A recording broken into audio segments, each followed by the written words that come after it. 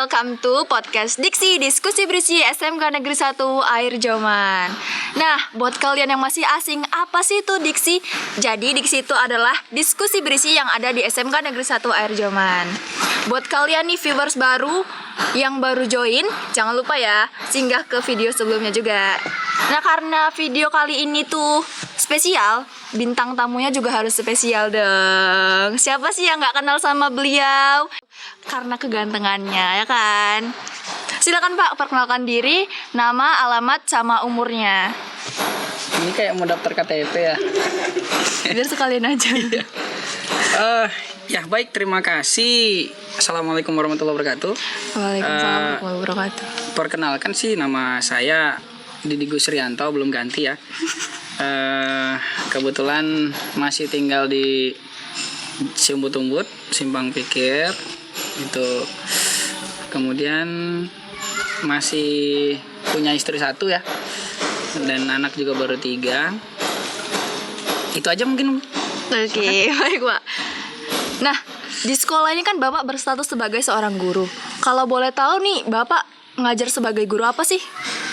Di sekolah ini Bapak ngajar sebagai guru teknik otomotif. Jadi ngajar di jurusan teknik kendaraan ringan otomotif.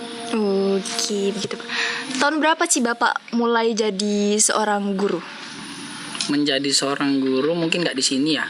Itu pertama kali menjadi guru tahun 2007. Sepulang PPL langsung cari sekolah untuk berlatih. Itu di Kecamatan El Ketia di Kota Medan. Waktu itu ngajarnya SMP. Yang diajarin mata pelajaran seni budaya. Agak melenceng ya Pak ya? Seperti itu. Nah, mungkin karena basicnya hobi main drum band kali ya. Jadi kebetulan dapat tawaran ngajar seni budaya, ya diambil aja. Oh gitu ya Pak.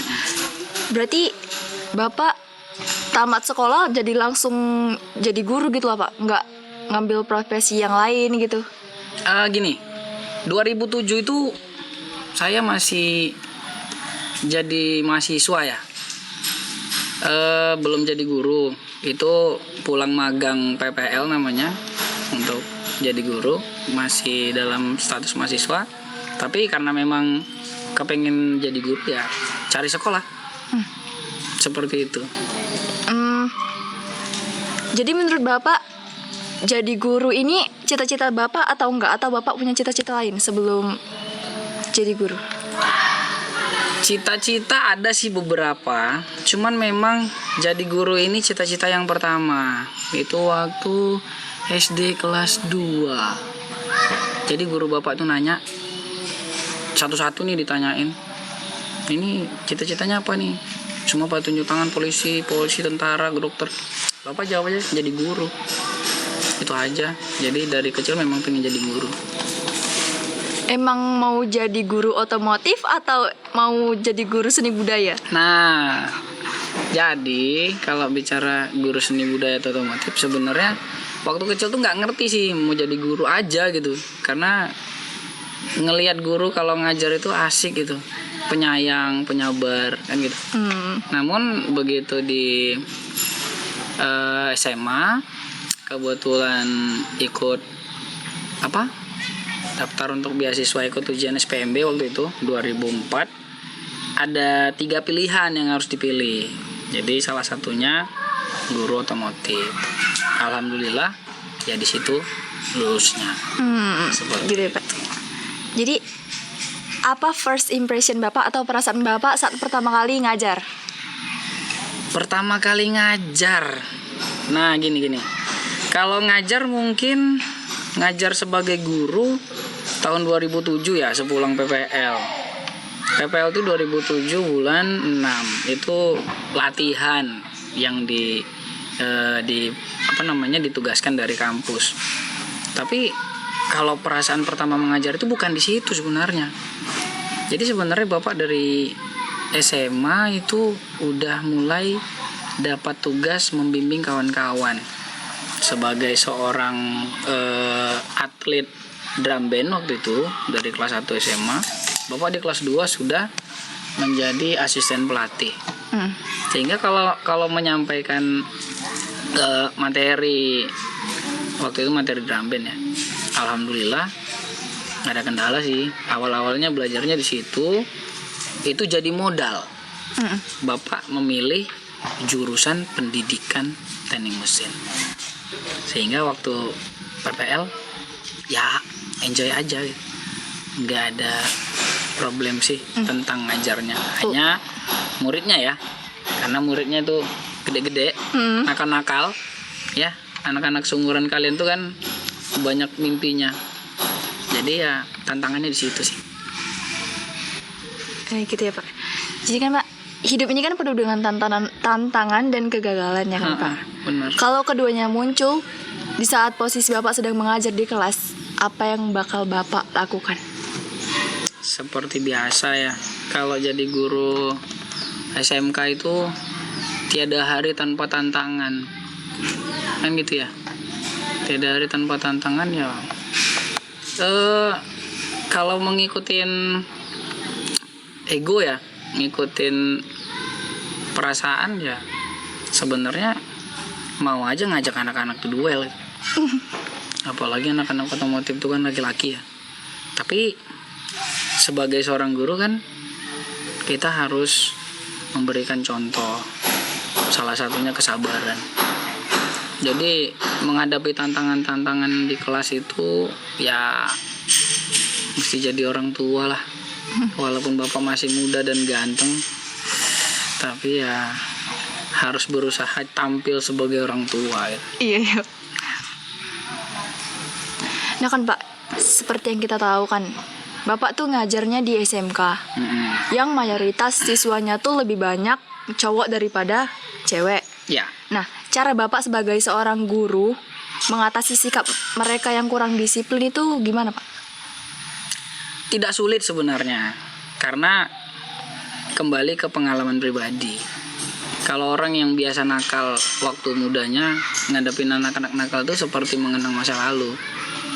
Jadi kalau anak laki-laki di sekolah itu nakal, ya bapak bayangin aja waktu bapak dulu sekolah kayak gini, ya bapak ceritain sama mereka, ceritain yang mereka buat itu kayaknya masih sepersekian dari bapak dulu.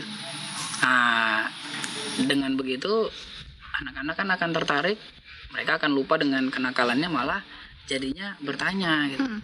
Jadinya ya intinya ingat aja masa lalu. Kalau kita pernah punya masa lalu seperti itu, mudah-mudahan tidak akan terkendala untuk menghadapi kenakalan mereka. Seperti itu. Jadi lebih banyak sharing dulu. Ya, bapak orangnya lebih suka itu. Oke Pak. Jadi gimana sih Pak cara Bapak mendukung siswa-siswi untuk mengembangkan kreativitas yang mereka punya Pak?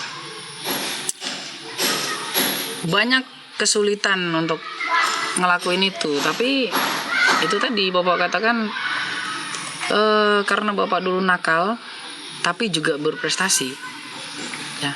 Dulu bapak sekolah dari SD sampai kelas 1 sampai kelas 6 tuh ranking 1, ketua kelas. Di SMP tuh juga ranking 1 sampai ranking 3 sampai tamat tuh dari 7 kelas. Kemudian di SMA juga pengurus OSIS ya. Jadi membangkitkan motivasi untuk anak-anak sekolah itu ya seperti apa ya, latihan sih, latihan yang kita bayangin tuh, kalau kita ada di posisi dia apa yang kita butuhkan, maka yang bapak butuhkan itulah yang bapak ajak kepada mereka. Yuk, kalian itu sebenarnya mau gimana? Kalau kalian mau jadi ini, kira-kira kalian butuh apa? Kalau kalian butuh apa, kira-kira cara dapetinnya gimana? Kalau kalian tidak mampu mendapatkannya, kira-kira kalian bakal jadi apa? Artinya, apakah harus berhenti karena ketidakmampuan, atau harus berusaha untuk mendapatkan tujuan? Jadi bapak lebih seneng, lebih sering ke mereka itu, ayo, anak laki-laki itu keren, anak laki-laki itu bandel tapi keren. Lebih ke memotivasi. Iya, seperti itu. Ya. Ini kan Pak, permasalahan di diri kami sebagai seorang pelajar itu adalah susahnya mengatur mana waktu belajar sama waktu bermain. Mm-mm. Menurut Bapak nih Pak, gimana sih solusi Bapak untuk kami menghadapi masalah tersebut? Atau dulu Bapak itu waktu masa sekolah tuh gimana cara ngadepinnya Pak? Belajar dan bermain, ngatur waktunya. Sebenarnya gampang ya.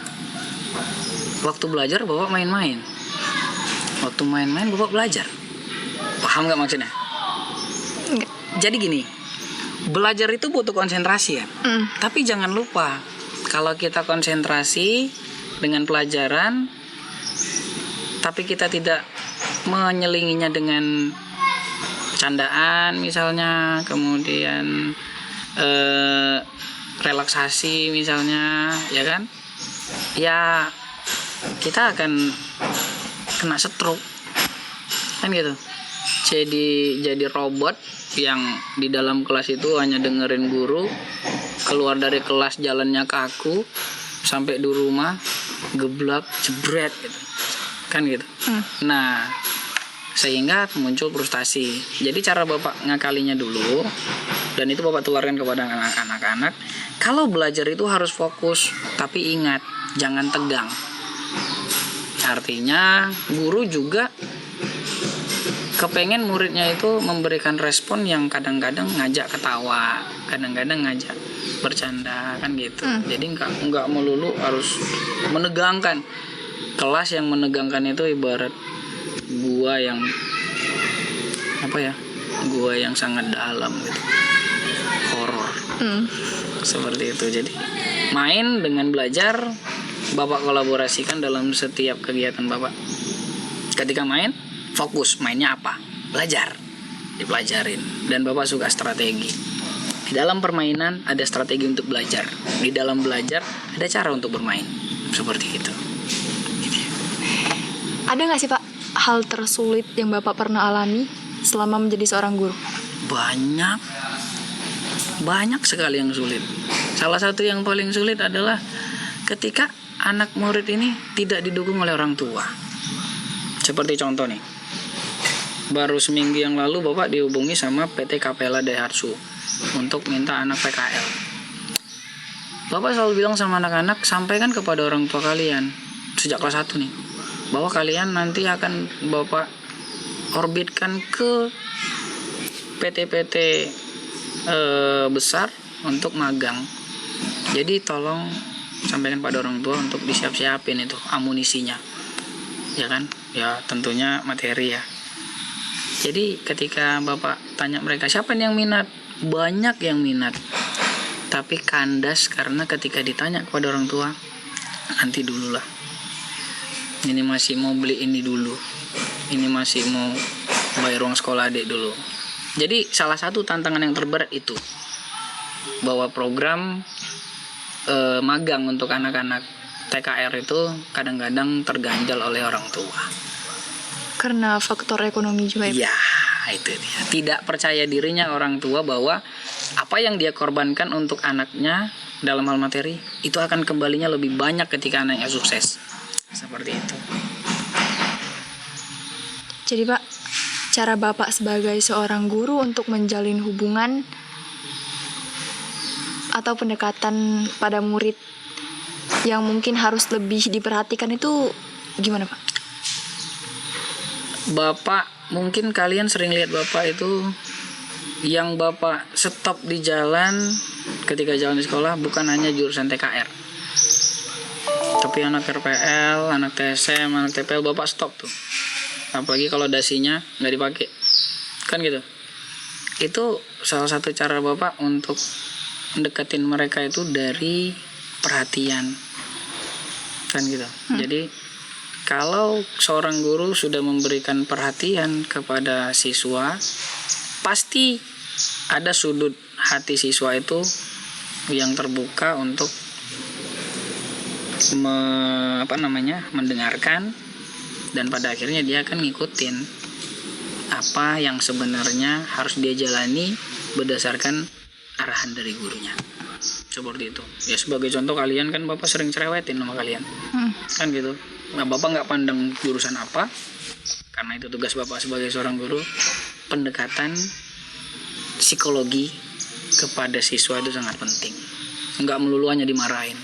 Tabok peluk, tinju hajar bok peluk, gendong. Gitu. Bapak prinsipnya seperti itu.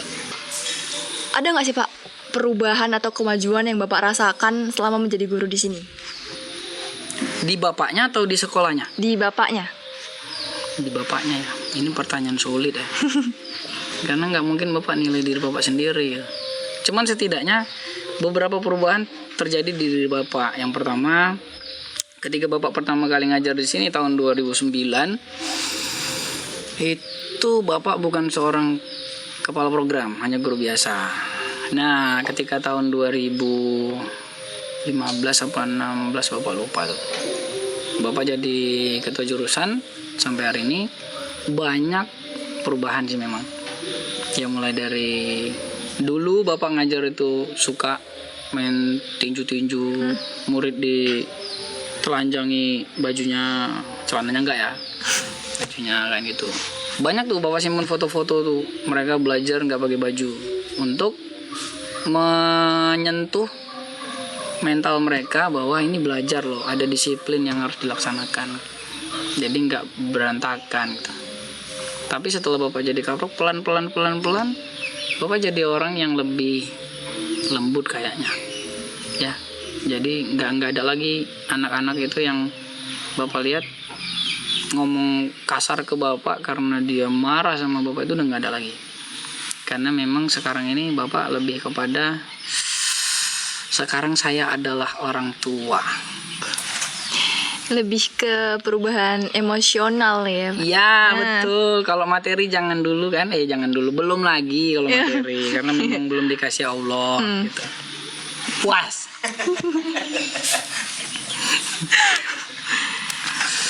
Apa aja sih Pak suka duka yang Bapak rasakan di SMK Negeri 1 Air Joman ini? Banyak. Mau yang sukanya dulu apa dukanya dulu?